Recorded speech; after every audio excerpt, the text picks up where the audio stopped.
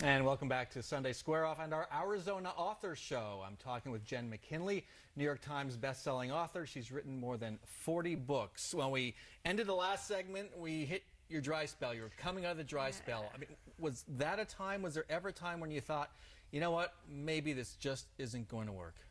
No.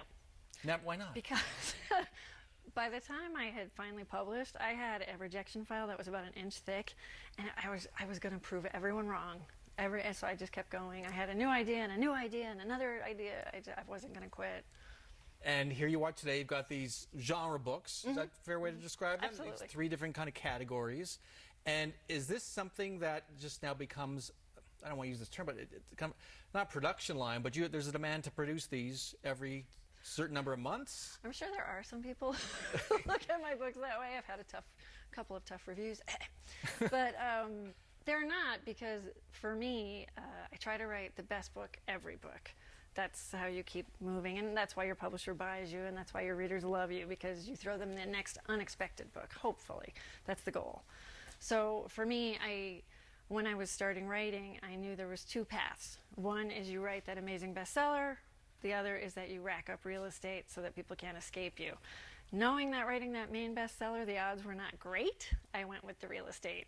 And that's why I write series, that's why I try to keep them going. I try to put the couple together, take them apart, you know. And there's a great community of readers who follow you. Yes. Is here and around the country. I have the best readers in the world. How do you communicate with them? How do you just keep that relationship going? I am on all the social media. And you can always, I send out a newsletter every couple of months. I do a Wednesday giveaway because I try, you know, when you're an author, they give you 40 copies of your book, you know, when it comes to publish. I write 4 books a year. I would literally be buried alive. So I have like a Wednesday. Every Wednesday I kind of throw books out there, you know. It's very random. Yeah. But it's a way to connect to readers.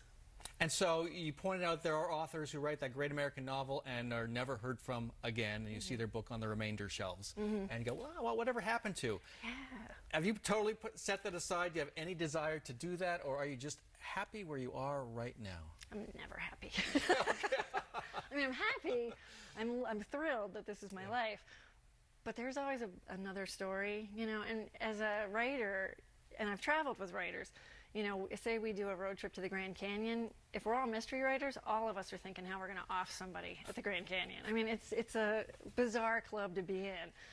So the ideas will never shut off. They're just always going. What do you wish you knew when you were, say, 25 that you know now?